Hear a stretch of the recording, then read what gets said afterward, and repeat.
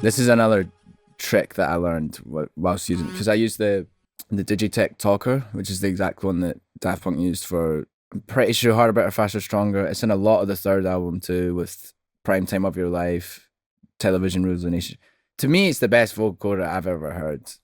That's not like $100,000 and like a mad rack. This is like a guitar pedal pretty much, but it gives a really obviously it's nostalgic to me because Daft Punk used it 20 odd years ago, but don't try too long. So the trick I was going to mention, illusions in your mind, like the last time, all over again.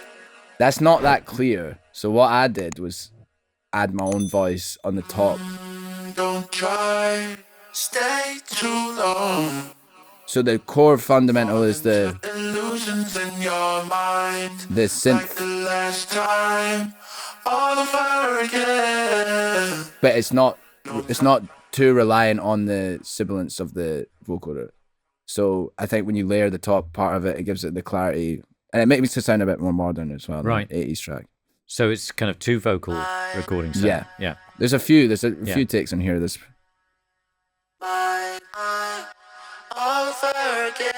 a bit more about voice in that, but it's really tucked to the back, so you have the predominance of the vocoder there. Time for a quick Tape It feature highlight. Among many of the brilliant features within Tape It, you can add a widget that lets you record straight from your lock screen. So when you have a song idea, just press record and focus on your music. To find out more, follow the link in the description or use the promo code Tape Notes for 20% off Tape It Pro. And it's the same voice too, like even. So this is rendered. So I think this might be OB6.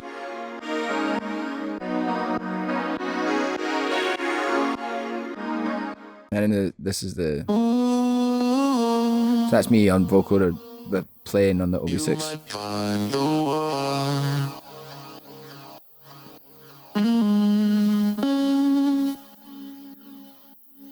You might find the one. And I think after that I was just ripping.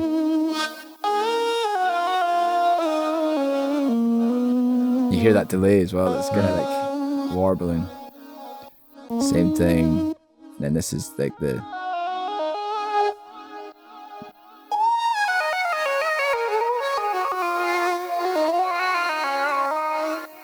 It's a weird sound, but it's fun. And that's what it is. This is what it is. I hear it now. It's going. So that came at the end of that solo, right? Which is the running kind of.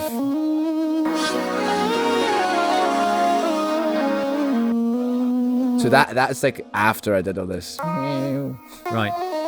So that's all the vocoder. So I'm kind of changing. I'm kind of singing into it, changing like vowel tones from my voice into that, which gives it this kind of like strange noise. Yeah. But it could be a guitar solo though. Yeah, exactly. But that's the kind of thing about what I love about vocoders is that it actually also relates to my past music quite well as well, because before I had vocals on my stuff, I always kind of had a top line synth that was taking the place of a top line vocal melody. So it's always kind of fun for me to do the same thing. Yeah.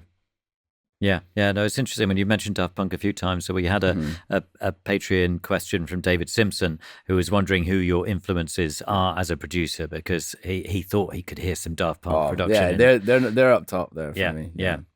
And it's interesting, isn't it? Because you say, at the age of 10 or 8 or something, they made a big impact and inspired you to do this. Yeah. I knew exactly where I was when I first started them. Right. I was in the car, and Annie Mac played Around the World on the radio when I was 8. And the funny thing about that as well is Daft Punk were a huge reason as to why YouTube blew up so much, because of their Coachella set with the triangle. Everyone wanted to see what the fuss was about. Right.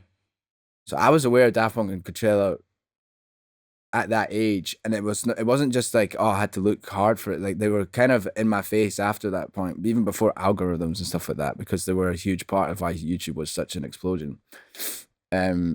Also used to be a massive Star Wars geek, so when I seen that there were robots, it was like the same fixation I had on like droids and Star Wars was like put right into Daft Punk at such an early age. So they're the main ones. They're the reason I got like really into music. Yeah.